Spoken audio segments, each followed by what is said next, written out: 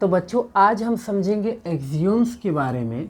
एक्सियोम्स कितने हैं, तो एक्सियोम्स का जो नंबर है वो 7 है, ठीक है ना। हमारे पास 7 एक्सियोम्स हैं और उन सारे एक्सियोम्स को बारी बारी से समझते हैं। पहला एक्सियोम्स क्या कहता है कि things which are equal to the same things are equal to one and another, ठीक है ना। मतलब इसका मीनिंग क्या है, क्या कहना चाह रहा है, ये कह रहा है कि समझो, एक एग्जांपल लेके समझा रहा हूँ मैं कि समझो a इक्वल्स टू अगर b है, मतलब a इक्वल्स टू b है और दूसरे जगह b जो है ना वो c के भी इक्वल है। समझना ध्यान से, ये क्या बोल रहा है कि थिंग्स विच आर इक्वल, ये दोनों थिंग्स इक्वल है, to the same things are equal to one and another. मतलब ऐसे ही इसमें का कोई एक, जैसे b क्या है ना किसी अदर थिंग्स यानी कि c के इक्वल है ना, तो यहाँ पर a इक्वल्स टू b क्या होगा, c होगा, ठीक है ना। ये एक्सियम्स ऐसा कुछ कह रहा है। मतलब ऐसे हम लोग नॉर्मल लाइफ में भी देख लेते हैं। समझो ये मैं हूँ, ठीक है ना, और एक कोई और लड़का है। समझो ये मैं हूँ ए और कोई लड़का दूसरा है जो जिसका नाम बी है। अगर ये दोनों आपस में, मतलब ये ए और बी दोनों में आपस में बहुत ही अच्छे दोस्त हैं और बी का कोई तीसरा दोस्त है, ठीक है ना, जिसका नाम क्या है, सी है, ठीक है। तो एक चीज जान लो कि ये ए और बी भी क्या होंगे, आपस में दोस्त ही होंगे, दुश्मन नहीं हो सकते। अगर ये दोनों दुश्मन होंगे तब ये पक्का इनसे इसकी भी नहीं जमेगी और इससे इसकी भी नहीं जमेगी, ये तो हो ही नहीं सकता। ये आप अपने रियल लाइफ में भी देख सकते हैं। जैसे मान लो एक कोई ट्रायंगल है, ठीक है ना, ये ट्रायंगल इस ट्रायंगल के बिल्कुल सेम है, ठीक है ना। ये कोई ट्रायंगल ए है, ये कोई ट्रायंगल बी है, ठीक है ना। और बी वाला ट्रायंगल जैसा ही मैं एक और ट्रायंगल इधर बना दूं सी, तो ये ट्रायंगल भी इस ट्रायंगल के क्या होगा, इक्वल होगा। यही हमारा एक्सियम फर्स्ट कहता है। तो नोट कर लिया जाए। हमारे पास दूसरा जो एक्सियम है वो कहता है कि if equals are added to equals the wholes are equal. ये सेंटेंस एक्चुअल में बच्चों को समझ में नहीं आता है कि क्या कह रहा है। कह रहा है कि इफ इक्वल्स आर एडेड, मतलब इफ इक्वल्स यानी कि दो क्वांटिटी है, ठीक है ना। जैसे मान लो कि हम एक क्वांटिटी ये ले लेते हैं और ये क्वांटिटी इस क्वांटिटी के इक्वल है, मतलब 20 इक्वल्स टू 20 ले लिया है, ठीक है ना। दो क्वांटिटीज हैं, दोनों इक्वल है और बोल रहा है एडेड टू इक्वल्स, और इन दोनों में ही मैं इक्वली कुछ ऐड कर रहा हूँ, मतलब कि 10 इधर भी ऐड कर दिया और 10 इधर भी ऐड कर दिया, ठीक है ना। तो दोनों ही साइड क्या आएंगे, 30, मतलब बोथ आर इक्वल, ठीक है ना। ये चीज कह रहा है। जैसे जरा सोचो, किसी के पास 5 kg समझो चावल है, ठीक है ना, 5 kg चावल है, राइस है, ठीक है ना, और दूसरे के पास भी कितना है, 5 kg है, ओके। तभी तो दोनों इक्वल होंगे, बिकॉज बोल रहा है ना कि इफ इक्वल्स, ठीक है ना। अब इक्वल्स में इसको हमने क्या किया, इसको हमने 2 kg दे दिया और इसको भी कितना दे दिया, 2 kg और दे दिया, ठीक है ना। तो ये दोनों के पास क्या होंगे, 7 हो जाएंगे, 7 kg इसके पास भी और 7 kg इसके पास भी होंगे। यही तो बोल रहा है। देखो जैसे मान लो कि अगर x इक्वल्स टू क्या है, y है। जरा हम थोड़ा अलजेब्रिक टाइप के भी कुछ चीज़ें देख लेते हैं, कुछ अलजेब्रिक टाइप का भी। जैसे मान लो इसको हटा देता हूँ पहले, हाँ, यहाँ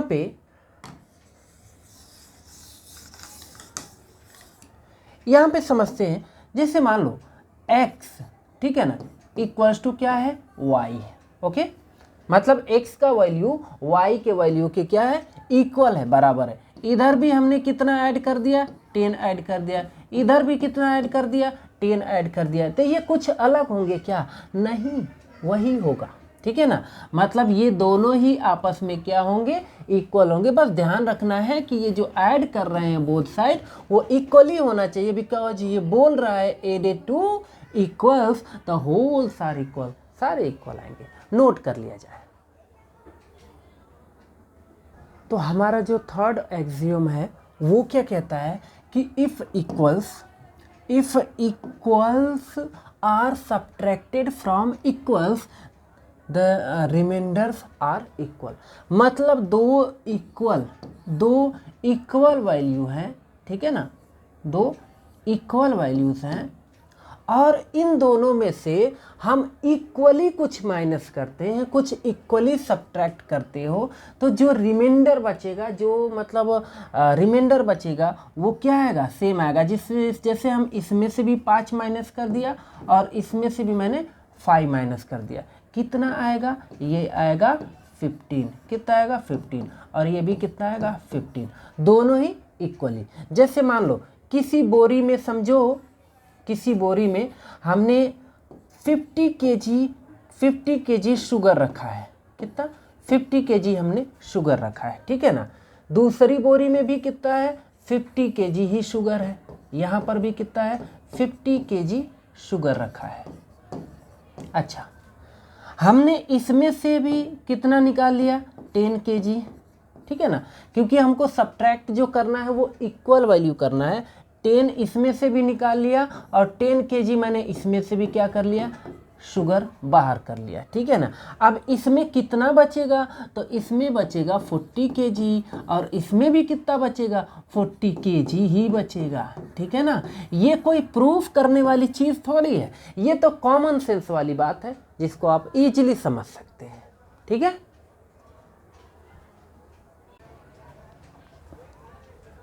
अब हमारे पास फोर्थ एक्सियम है। फोर्थ एक्सियम्स क्या कहता है, कहता है कि things which coincides with one another are equal to one another, ठीक है ना। कहने का मतलब ये है कि जैसे मान लो कोई लाइन है, ये लाइन है, ठीक है, और इसी लाइन के पर मैं एक और लाइन बना दूं, एकदम इसी लाइन पर, मतलब जो कोइंसाइड करता है। कोइंसाइड करने का मतलब क्या होता है, जो किसी बॉडी को क्या कर ले, कवर कर ले, तो फिर दूसरा वाला बॉडी ना दिखे। मतलब ये एकदम जैसे ये हाथ है, हाथ के ऊपर ऐसे हाथ को लगा दे तो पीछे वाला हैंड आपको नहीं दिखता है, ठीक है ना। जैसे मान लो एक ट्रायंगल हमने बनाया और एकदम ऐसा ही एकदम इक्वल ट्रायंगल बना के इसके ऊपर रख दिया, ठीक है ना। अब एकदम इसके ऊपर ही बना के एक और ट्रायंगल इसके ऊपर ऐसे कवर कर देंगे तो ये नहीं दिखेगा। जैसे हमारे बुक्स के जो पेज होते हैं, पेज के ऊपर पेज क्या होता है, एकदम सेटल होता है, ठीक है ना। जैसे देख लेते हैं यहाँ पर, जैसे मान लो ये मैंने एक ले लिया, ठीक है हाँ, यहाँ से,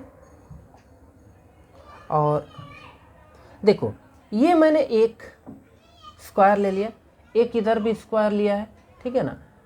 और इसको मैं ठीक इसके ऊपर अगर इसको कर दूं, इसको जैसे देखो एकदम इसके ऊपर ऐसे बिठा दूं ऐसे, ठीक है ना, तो इसके पीछे वाला भी आपको नहीं दिखेगा, ठीक है।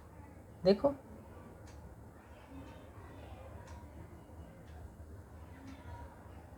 देखो यहाँ पर 2 स्क्वायर है, ओके, यहाँ पर यहाँ पर 2 स्क्वायर है, लेकिन आपको दिख रहा है, आपको नहीं दिख रहा है, क्योंकि एक ना दूसरे वाले को एकदम कवर कर लिया, ढक लिया। अभी देखो मैं अलग करके दिखाता हूँ, देखो यहाँ पर 2 है, देख लो। अभी इसको मैं इसके ऊपर ऐसे रख दूँ तो ये क्या हो जाएगा, एकदम कवर हो गया। इसी को हम कहते हैं कोइंसाइड। देखो कोइंसाइड हो गया। अभी इसको हटाऊं तो देखो ये हट गया, यहाँ पे 2 है, समझ में आया। तो मतलब वही कह रहा है कि things which coincides with one another are equal to one another. मतलब अगर एक बॉडी दूसरे बॉडी को एकदम कवर कर ले रहा है, एकदम मतलब कोइंसाइड कर ले रहा है, ढक ले रहा है, कवर कर ले रहा है ना, तो ये दोनों ही आपस में क्या होंगे, दोनों आपस में, सॉरी इसको हटा देता हूँ सर, ये दोनों बॉडी आपस में क्या होंगे, इक्वल होंगे, ठीक है ना। यही ये वाला बोल रहा है, तो इसको भी नोट कर लिया जाए। अगले की बात करते हैं। अगला जो हमारा एक्सियम है वो कहता है कि the whole is greater than the part. मतलब ऐसे जरा देखो, जैसे आपने कोई केक खरीदा, एक बड़ा सा केक खरीदा, ठीक है ना, एक बड़ा सा कोई आपने इस टाइप का कोई केक खरीदा, ठीक है ना, और ये है कितने का, समझो ये 1 kg का है, ठीक है ना, 1 kg का है। अब इसमें से आपने क्या किया, थोड़ा सा पार्ट इतना कट करके खा लिया, इतना पार्ट कट करके खा लिया, टोटल कितना था 1 kg, और खाया कितना, थोड़ा सा खा लिया ऐसा इसमें, ठीक है ना। तो ये जो पूरा पार्ट है जो 1 kg, मान लो यहाँ से आपने कितना, एक पाव खा लिया, वो 250 ग्राम, ठीक है ना, 250 ग्राम आपने केक खा लिया, ठीक है ना। तो ये जो 250 ग्राम जो खाया है वो तो हमेशा ये 1 kg से छोटा ही होगा ना, 1 kg से कम ही होगा ना। वही तो बोल रहा है कि द होल पार्ट, यानी कि जो बड़ा वाला पार्ट है वो हमेशा क्या होगा, बड़ा होगा, ठीक है ना। अब हम समझ लेते हैं और भी एक बेहतरीन एग्जाम्पल के साथ, ठीक है ना। जैसे मान लो आपके पास कोई ट्रायंगल है, ठीक है ना, इस ट्रायंगल में से हमने कोई छोटा सा पार्ट इतना करके निकाल लिया, ओके। अब ये जो पार्ट है, इस ट्रायंगल के टोटल पार्ट से ये पार्ट हमेशा छोटा ही होगा, यानी कि ये वाला पार्ट ऑलवेज बड़ा होगा, ठीक है ना। अब बोला सर अगर मैं इतना पार्ट कट करके निकाल लूँ तो, ठीक है, अगर इतना पार्ट कट करके निकाल लूँ तो ये पार्ट बच गया, ठीक है ना, और ये तो थोड़ा सा पार्ट, तो इसमें बच्चे कंफ्यूज कहाँ होते हैं, वो इसको देखने लगते हैं, जो रिमेनिंग जो पार्ट बचा है उसको, रिमेनिंग पार्ट को नहीं देखना है, टोटल क्या लिखा है, द होल इज ग्रेटर, मतलब ये जो टोटल पार्ट है ना, ये थोड़ा सा जो कुछ भी आप पार्ट लेंगे ना, इससे हमेशा का हमेशा बड़ा ही होगा, ठीक है ना। अब कुछ बच्चे सोचते हैं कि मैंने पूरा ले लिया तो पूरा पार्ट जब ले लिया तब तो पूरा ट्रायंगल ही ले लिया, या फिर जो कुछ भी है पूरा पार्ट ले लिया ना, फिर उसमें रिमाइंडर कहाँ बचा, फिर तो उसमें रिमेनिंग पार्ट कुछ बचा ही नहीं, तो कंपेयर किससे करेंगे, ठीक है। तो जैसे मान लो 100 रुपये है, 100 रुपये में आप 90 रुपीज़ खा गए, ठीक है ना, तो होल पार्ट कितना था 100, खाया कितना 90, तो ये हमेशा आपका बड़ा ही होगा। ये आपका एक्सियम नंबर 5 कहता है। हमारे पास अगला है 6th एक्सियम्स। 6th एक्सियम्स क्या कहता है कि things which are double of the same things are equal to one another, ठीक है ना। मतलब जैसे मान लो यहाँ पर एक एग्जाम्पल लेके बताता हूँ। देखो कोई थिंग्स आपस में इक्वल है, ठीक है ना, दो थिंग्स है वो आपस में क्या है, इक्वल है, ठीक है ना। अगर आप इसका डबल कर देते हो, मतलब मैं इसमें अगर 2 से मल्टीप्लाई कर दिया, इधर भी 2 से मल्टीप्लाई किया, तो भी ये दोनों आपस में इक्वल ही होंगे। जैसे एग्जाम्पल के लिए देख लो, मैंने समझो एक बोरी 50 kg का 50 kg का हमने एक बोरी क्या खरीदा, राइस, ठीक है ना, राइस खरीदा, ठीक है ना। और हमने क्या किया, हमने एक बोरी और शुगर का खरीदा, ठीक है ना, मतलब शक्कर की हमने 50 kg की एक बोरी खरीद ली, ठीक है ना, ये हमने खरीदा, दोनों का वेट सेम है। मेरी इच्छा हुई, मैंने कहा कि ऐसा एक काम करते हैं कि जो राइस की बोरी है ना वो आप डबल कर दो, मतलब 2 बोरी दे दो, और शुगर का भी हमने क्या बोला कि 2 बोरी दे दो, मतलब ये भी दे दो। तो बताओ इन दोनों का वेट सेम होगा कि अलग अलग होगा? तो वेट बिल्कुल सेम होगा। अरे ये भी 100 kg हो जाएगा और ये भी कितना हो जाएगा, ये भी 100 kg हो जाएगा, ठीक है। ये भी कितना kg, 100 kg हो जाएगा, ठीक है ना। तो यही तो कह रहा है कि things which are double of the same things are equal to one and another, ठीक है ना। तो इसको नोट कर लिया जाए। अगला हमारा एक्सियम है जो लास्ट है 7, कहता है कि things which are wholes of the same things are equal to one and another. मतलब क्या रहा है जरा समझो, कोई भी समझो ये 2x इक्वल्स टू, अगर मैं लिख दूं 2x इक्वल्स टू 2y है, ठीक है। अगर दो ऑब्जेक्ट आपस में इक्वल हैं तो इनको अगर आप हाफ कर दोगे ना, इनको हाफ कर दोगे ना, तो जो बचे हुए ऑब्जेक्ट हैं वो आपस में क्या होंगे, इक्वल होंगे। यानी कि x इक्वल्स टू क्या होगा, y होगा। लेकिन ऐसे थोड़ा कम समझ में आया होगा, अब और डिटेल में समझ में आएगा। कैसे, जरा देखो। जैसे मान लो कि मैं मार्केट गया और मार्केट में हमने क्या किया कि 50 केजी का 50 केजी का 2 बोरी राइस खरीद लिया, ठीक है ना, राइस खरीद लिया। और मैंने 50 केजी का 50 केजी का ही हमने क्या खरीद लिया, पोटैटो खरीद लिया 1 बोरी, ठीक है ना, पोटैटो खरीद लिया 1 बोरी, ठीक है ना, 1 नहीं 2 बोरी, ठीक है ना। मतलब 2 बोरी हमने पोटैटो खरीदा और 2 बोरी हमने राइस का भी खरीदा। 50-50 केजी का है तो टोटल इधर कितना है, 100 केजी, उधर भी टोटल कितना है, 100 केजी, ठीक है। लेकिन जब मैंने पैसे का हिसाब किया तो पता चला ओ पैसा तो कम पड़ गया, ठीक है ना। अब मैंने हिसाब किताब लगाया तो मुझे पता चला कि मैं अगर कोशिश करूँगा तो खाली 2 बोरी ले सकता हूँ, ठीक है ना, 2 बोरी कुछ भी इसमें से खरीद सकता हूँ। तो मुझे समझ में आया कि चलो 1 बोरी मैं क्या कर लेता हूँ, 1 बोरी मैं यहाँ से राइस ले लेता हूँ और 1 बोरी मैं क्या खरीद लेता हूँ, पोटैटो खरीद लेता हूँ। यानी कि इसको भी हाफ कर दिया, इसको भी हाफ कर दिया, ठीक है ना। क्या कह रहा है, things which are wholes of the same things, मतलब दोनों थिंग्स इक्वल है और इक्वल को हमने दोनों साइड क्या कर दिया, हाफ कर दिया। हाफ करने का मतलब कि अब मेरे पास क्या हो जाएगा, 1 बोरी पोटैटो का और 1 बोरी राइस का मेरे पास बचा, ठीक है ना। तो हाफ होने के बाद भी ये इक्वल हुए कि नहीं हुए, बिल्कुल हुए। 50 केजी ये भी, 50 केजी वो भी, ठीक है ना।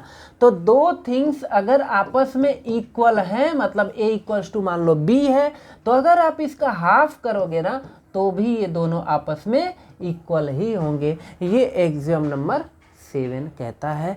और इसी के साथ ये एक्सियम का लास्ट पार्ट था, ठीक है, तो नोट कर सकते हैं।